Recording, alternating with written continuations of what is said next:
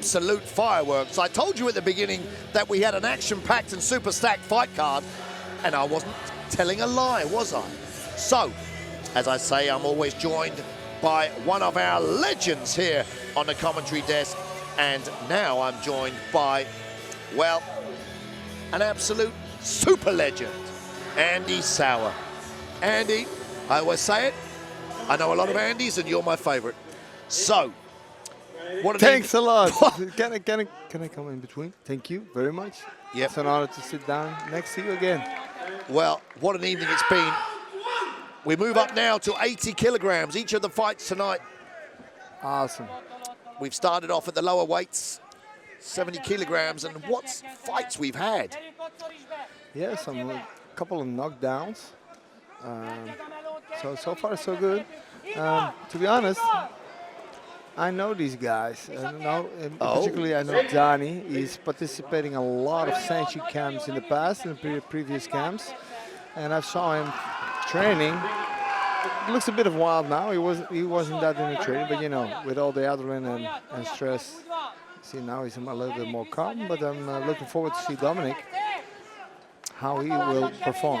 Right, this is interesting because under 80 kilograms, it's a rematch. And they fought before, and both of them fought in their SENSHI debut. This is the second time they've been in the SENSHI ring, and I'm trying to talk quickly because the action is a little bit wild but ferocious.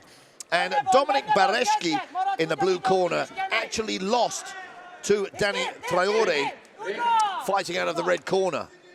Probably that's the reason. It's already firework. Dominik wants to take his revenge. So far, it's a bit of boxing, a bit of kicking, all not connected yet in the way of combinations. But yeah, let's see what it brings so far. And Traore, who looked super confident at the weigh-ins, did a somersault on the stage. He came in looking very cheerful as he walked to the ring now. But now he's been hit a few times. His expression has changed. It looks he was having fun on the catwalk too. He was dancing, he was laughing, he was smiling. But yeah, that could be a mask. So far you see him doing a lot of things like switching his stance. Southpaw. And going further with orthodox. So he's switching up a lot. Well, that was a very stiff right hook. Oh, and a straight right there from Bereczki. Knocks Traore straight down. Who's not happy at all, unsurprisingly. He's good. He's good, Grant. He's already good. You see? Okay. Well, let's see now what happens.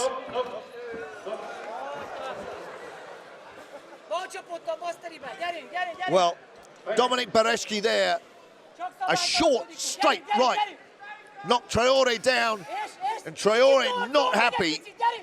He needs to make sure that he can recover because he's still a few seconds to go.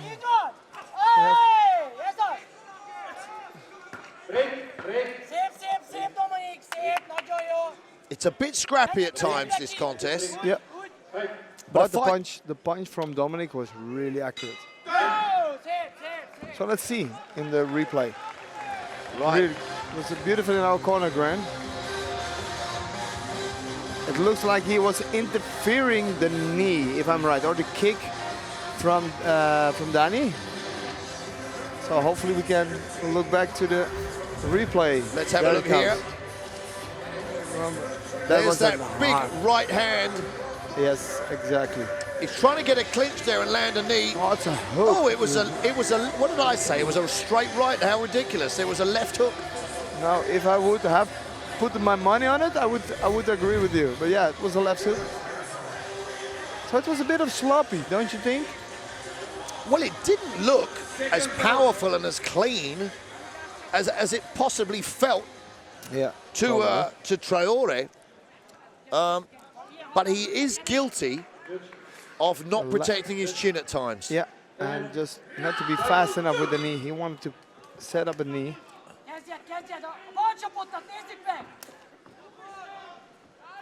So he's been caught by a left hook.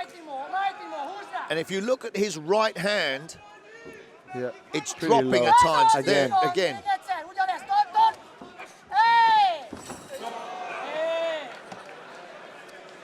And they're both putting a lot of effort into these scrappy techniques.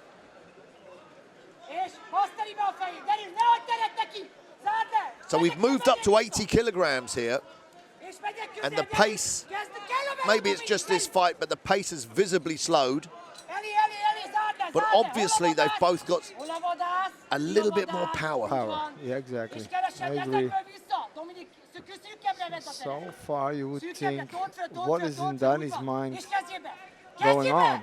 Because so far he doesn't take the initial position to start up or to get the fight or get the round.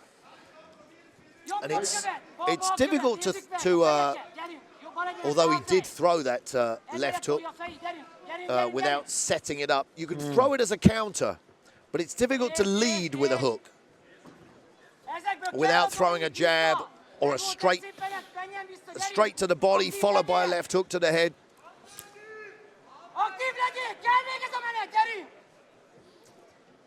So far, I don't see any pressure from Dani. I think he's comfortable somehow, but I don't understand if you want to win the fight.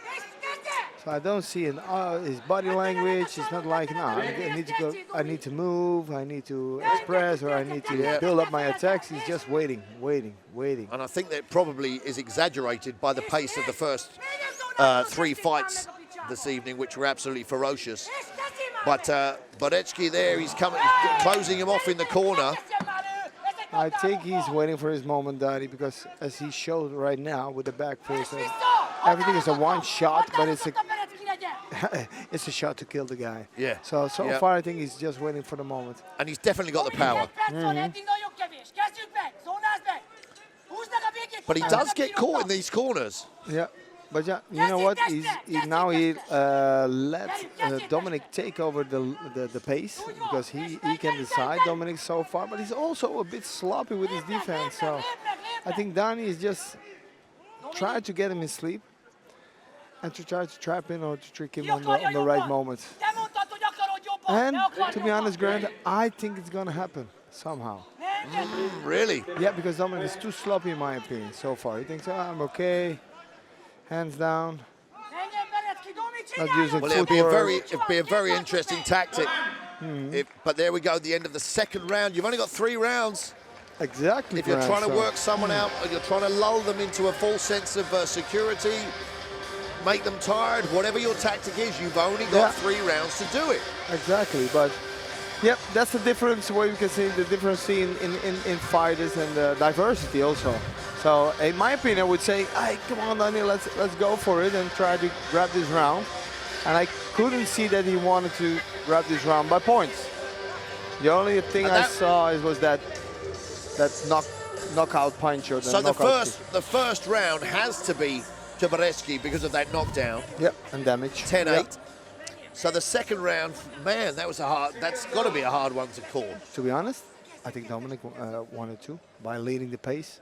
He was the guy coming forward. Yeah, that single shot from Dani was hard. It was explosive. It looked dangerous, but it didn't connect it properly. So yeah. Nothing too damaging, but he landed some body shots and he was coming forward. So a 10-9. So actually, Dani Traore has got it all to do here in the third and final round. So what you see already, they're gonna start off pretty fast. That moment, yeah, he's waiting for it, yeah. And the punches look stiffer. The punches look stiffer in this third and final round. He gets coached. Dominik is getting a lot of information from his coach. At least he's leveling it up, punch, kicks, keep it simple, even though he's putting pressure, but not too much, you know, he doesn't make a mistake so far. Well, is Traore tired there? His legs are sort of giving way a bit. He doesn't look fresh indeed. Not able to defend properly, but okay. Let's hope for the best. When Bereczki unloads, he's explosive. I'm sure they've both got knockout power left in them. It's a shame that Dominik Bereczki is falling into his punches. So he couldn't finish the combination. Dani doesn't take the lead. Why not? You still have 1.5 minutes left. And you can't just wait and throw single power shots. It might work now and again, Yeah. but you've got a jab, you've got a front kick, you've just got to keep your opponent at bay and set something up. Exactly. Or wear them out with a low kick, damage their front leg so they can't step in. It doesn't look that he's gonna win this fight unless he get that single shot or knock down or knock out. And it's going to be from a counter if he does it. Bereczki there coming forward strong. Exactly, Bereczki is feeling that he's gonna win a fight. Don't make a mistake to steal this fight. He's not stealing, by the way. The wrong word, but that's a sloppy Right, thing. that was better. There was better. Yeah. 2 jabs there. Exactly, and continue. Traore. Yeah. And if he continues, he's gonna try to break down his opponent. But Nice straight right.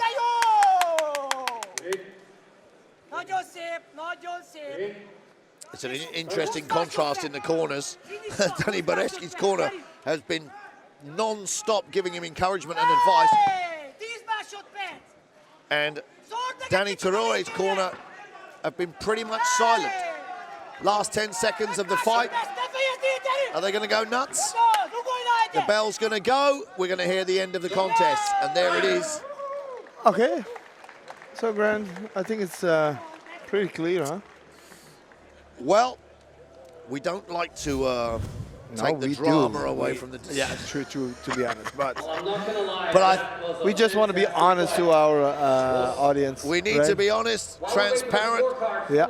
and as SENSHI is, in my opinion, the only event on the planet with absolutely unrivaled integrity, I'm going to say it. Yep. 3 rounds to Dominik Bereczki, and Dani Traore goes home with his first loss in the SENSHI ring in his second contest, and Bereczki goes home with his first win in the SENSHI ring in his second contest here. So that will be 1 apiece.